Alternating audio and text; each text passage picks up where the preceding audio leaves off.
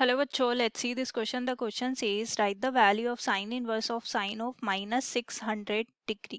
So सबसे पहले देखते हैं इस क्वेश्चन में हम क्या की कॉन्सेप्ट यूज करने वाले हैं एंड उसके बेसिस पे इस क्वेश्चन को कैसे सॉल्व करेंगे. सो sine inverse of sine theta is equal to theta when theta belongs to -π/2 to π/2, यानी कि theta belongs to -90 degree to 90 degree.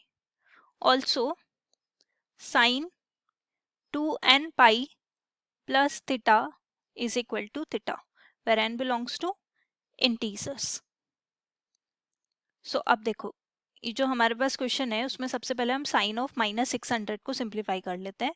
So sine of -600, तो मैं इसको ऐसे लिख सकती हूँ साइन ऑफ, यहाँ पे 2n पाई यानी कि 2 पाई जो है वो 360 है. सो यहाँ पे लिख लूंगी -2 into 360. So -2 into 360 is -720, but ये -600 है यानी कि हमें 120 इसमें ऐड करना पड़ेगा. अब देखो ये वैल्यू हमारे पास क्या हो जाएगी, साइन ऑफ -2 इंटू 360 प्लस 120, यानी कि ये जो है 2n पाई प्लस थीटा है, क्योंकि अगर इसको 2n पाई प्लस थीटा की फॉर्म में लिखेंगे तो ये 2n यानी कि जो ये वैल्यू है n की वो -2 है और 2 पाई जो है वो 360 हो गया. तो ये तो करेक्ट है, यानी कि यहाँ से हम डायरेक्टली की कॉन्सेप्ट से 120 डिग्री लिख सकते हैं.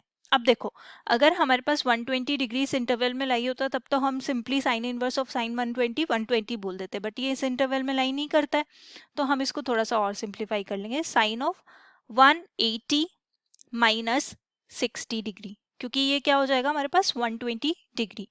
अब हमें पता है 180 माइनस 60 यानी कि यह हमारा सेकेंड क्वाड्रेंट में लाई कर, एंड सेकेंड क्वाड्रेंट में हमारा साइन जो है वो पॉजिटिव होता है, तो ये हो जाएगा sine of 180 minus theta is sine theta, so sine 60 degree. अब यहां से हम directly sine inverse of sine -600 की वैल्यू फाइंड आउट कर सकते हैं.